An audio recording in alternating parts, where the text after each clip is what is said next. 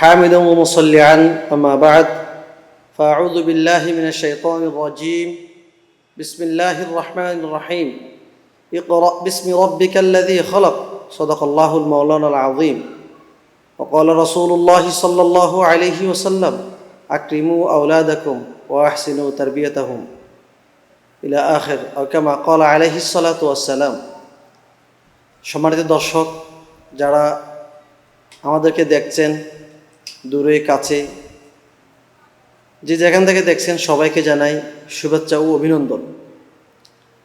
আজকে আমরা একটা বিষয় নিয়ে আলোচনা করার জন্য বসছি। আল্লাহ পাক আমাদেরকে সন্তান নামক কিছু নিয়ে আমদ দিয়েছে। আল মাল ওয়াল বানুন জিনাতুল হায়াতিদ দুনিয়া। সন্তানরা আমাদের জীবনের সৌন্দর্য। তাদেরকে যদি সুন্দরভাবে লালন পালন করা যায়, অবশ্যই সেই আশা নিয়ে সেই আকাঙ্ক্ষা নিয়ে অভিভাবকগণ বর্তমান সময়ের মধ্যে মাদ্রাসামুখী অনেক বেশি ঝুঁকছে। সেই সাথে আমরা যারা প্রাইভেট প্রতিষ্ঠানগুলো নিয়ে কাজ করি, আমাদের দীর্ঘদিনের যে অভিজ্ঞতা হয়েছে সে আলোকে আমরা প্রতিষ্ঠানগুলো পরিচালনা করার, পরামর্শ দেওয়ার, বিভিন্ন প্রশিক্ষণ সবসময় আয়োজন করে আসছে আলহামদুলিল্লাহ। ইদানিং যে বিষয়টা আমরা খুব বেশি লক্ষ্য করছি সেটা হচ্ছে অভিভাবকরা অবশ্যই সন্তানকে ইসলামের রঙে রঙিন করার জন্য, কোরআনের রঙে রঙিন করার জন্য, নিজের ঘরকে কোরআনের আলোয় আলোকিত করার জন্য তারা সেই ভোরবেলা মাদ্রাসার দিকে খুব কষ্ট করে বাচ্চাগুলো নিয়ে আসছে। নিয়ে আসার পর তাদের মধ্যে একটা সময় এসে বাচ্চা পরিবর্তন না হওয়ার কারণ নিয়ে আমরা আলোচনা করি, কথা বলি। সেখানে ইকরা বিসমি তারা দিয়েছিল আল্লাহর সন্তুষ্টি অর্জন করার জন্য, আল্লাহর দেওয়া বিধানকে তারা সন্তানকে শেখানোর জন্য শিখছে, ঠিক আছে। তার আমল বাস্তবায়ন কতটুকু হচ্ছে, যে আওলাদদেরকে আমরা যে তরবিয়ত দিব, তাদেরকে যে আখলাক চরিত্র গড়ানোর জন্য যে ভূমিকা পালন করা প্রয়োজন, সেখানে আমাদের অভিভাবক, আমাদের শিক্ষক, পরিচালক, প্রতিষ্ঠান সবার সংশ্লিষ্টতা খুবই প্রয়োজন। একটা সন্তানকে যদি আমরা মানুষ করতে চাই তাহলে তার আশেপাশে তার পরিবেশ খুবই সুন্দর রাখতে হয়। পরিবেশ সুন্দর রাখার মানে অর্থ এই না আপনি সুন্দর টিভি, ডিভাইস, মোবাইল, বিভিন্ন ইলেকট্রিক মিডিয়ার মাধ্যমে তারা সজ্জিত করে রাখলেন, তার কিন্তু সেখানে আকর্ষণ এত বেশি হবে যে সব কিছুতে সেগুলোর সাথে সম্পৃক্ত করে ফেলবে। তো সেক্ষেত্রে আমাদের বেশ কিছু কয়েকটা পরামর্শ আজকে দেওয়ার জন্য চেয়েছি। তার মধ্যে একটা হচ্ছে, সন্তান বেশিরভাগ সময় থাকে ঘরের মধ্যে। ঘরটাকে আপনি সুন্নতি ঘর হিসাবে একটা ঘর নির্ণয় করেন, ঘর তাকে সাজান।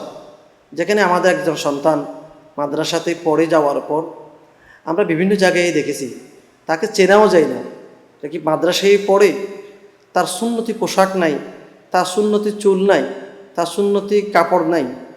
এটাকে যদি আমরা একটা সন্তানকে যদি দিনের আলোয় আলোকিত করতে চাই, তার পরিবেশটাকে পরিবর্তন করার জন্য অভিভাবকের কিছু ভূমিকা বিশেষ প্রয়োজন। অবশ্যই ওস্তাদদের আছে। আমরা যেটা করি, প্রতিষ্ঠান থেকে সন্তানের তরবিয়তি উন্নয়ন হওয়ার জন্য, তার আখলাকি চরিত্র পরিবর্তন হওয়ার জন্য, তার বাস্তব জীবনে সুন্নতের আলোয় আলোকিত হওয়ার জন্য আমরা ক্লাসের ফাঁকে ফাঁকে তাদেরকে তালিমের সাথে তরবিয়া, প্রতি সোমবারে আমরা তাদের জন্য তরবিয়তের ক্লাস রেখেছি। অনেক সময় দেখা যায় অভিভাবকদের বিরক্তিকর সময় কাটাতে হয় প্রতিষ্ঠানে এসে 10 মিনিট দেরি হওয়ার কারণে। আসলে আমরা তাদের সাথে তরবিয়তি কিছু প্রোগ্রাম করি। তাদের ইস্তিনজা কেমনে করবে, তাদের ঘুমার আদব আছে, খাওয়ার আদব আছে, কাপড়ের আদব আছে, সালামের আদব আছে, রাস্তার আদব আছে। এগুলো সমন্বয় করে একটা সন্তানকে আপনি সব কিছুর, পিতামাতার হক কী, উস্তাদের হক কী, দেশের হক কী, সমাজের হক কী, তারা পড়তে পড়তে অনেক সময় লাগবে। তাদেরকে যে আস্তে আস্তে সেই শব্দগুলো তাদের কানে, তাদের কর্ণাধারে পৌঁছানোর জন্য যে দায়িত্ব আমাদের আছে, সেটা কিন্তু আমাদের করে যেতে হবে। সেটা করার জন্যই আমাদের প্রতিষ্ঠানগুলোতে তরবিয়তের ব্যবস্থা খুব বেশি প্রয়োজন। আলহামদুলিল্লাহ আমরা সেটা করেই যাচ্ছি। আর একটা গুরুত্বপূর্ণ বিষয়, সেটা হচ্ছে যে আজকে অভিভাবকদের কাছে আমরা একটা অনুরোধ রাখব। আমরা সন্তানদেরকে সব সময় বলে থাকি, বাবা তুমি পাগড়িটা বাঁধার চেষ্টা করো, নামাজের সময় হলে কমাজ কম প্র্যাকটিসটা হোক। এখন যেমন সামনে আসছে কোরবানের মৌসুম, ছুটি আছে, তাদের ঘরে যাবে, ইচ্ছা মতো পোশাক পরার স্বাধীনতা সবার আছে, তবে সেটা সুন্নাভিত্তিক হইতে হবে। আপনি আপনার সন্তানকে একটা পায়জামা দিয়েছেন, আমরা দেখেছি বাচ্চাদেরকে এসে দাঁড়াইয়ে প্রস্রাব করতেছে মাদ্রাসায় এসে, আমরা অনেক বোঝাচ্ছি এটা পরবে না, এটা পরলে ভালো না।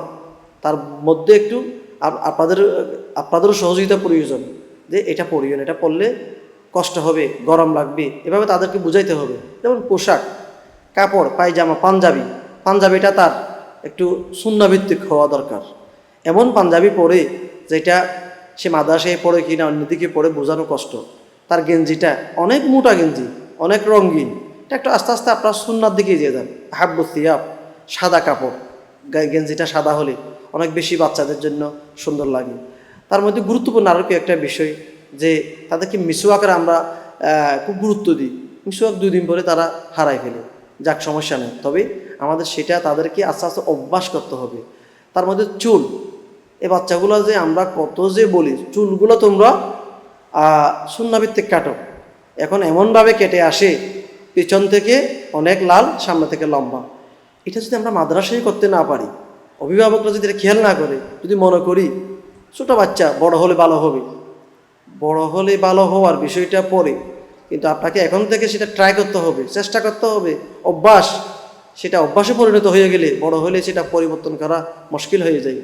তো সেজন্য আমরা সন্তানদেরকে পড়ালেখার পাশাপাশি তরবিয়তের দিকে, আখলাকের দিকে, চরিত্রের দিকে তাদের যে পরিবর্তন আসা দরকার সেটা খুবই গুরুত্বপূর্ণ। আপনি আপনার সন্তানকে মানুষ করাবেন, ঠিক আছে, সে সন্তান যেন আমার জন্য আমরা যখন তাদের থেকে জিজ্ঞেস করি তুমি এরকম কেন পড়ছো, তারা এখনই বলে বাবা দিয়েছি, আম্মু দিয়েছি। সেই কথা কিন্তু তারা কিয়ামতের মাঠেও বলবে, আদাল্লুনা সাবিলা, তারা আমাদেরকে গুমরা করেছে।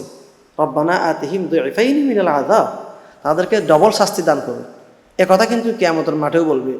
সেজন্য অবশ্যই যে সমস্ত অভিভাবকরা বিশেষ করে মাদ্রাসায় দিয়েছেন, আলহামদুলিল্লাহ এখন অনেক অভিভাবক দ্বীনি প্রতিষ্ঠানের দিকে ঝুঁকতেছে, তবে তাদের সাথে তাদের চরিত্র, আখলাক, তাদের সুন্নাহ জীবন গঠন করার জন্য বিশেষ ভূমিকা প্রয়োজন।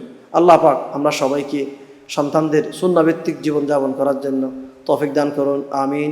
ওয়া আখির দাওয়ানা আলহামদুলিল্লাহি রাব্বিল আলামিন। আসসালামু আলাইকুম ওয়া রাহমাতুল্লাহি ওয়া বারাকাতুহু।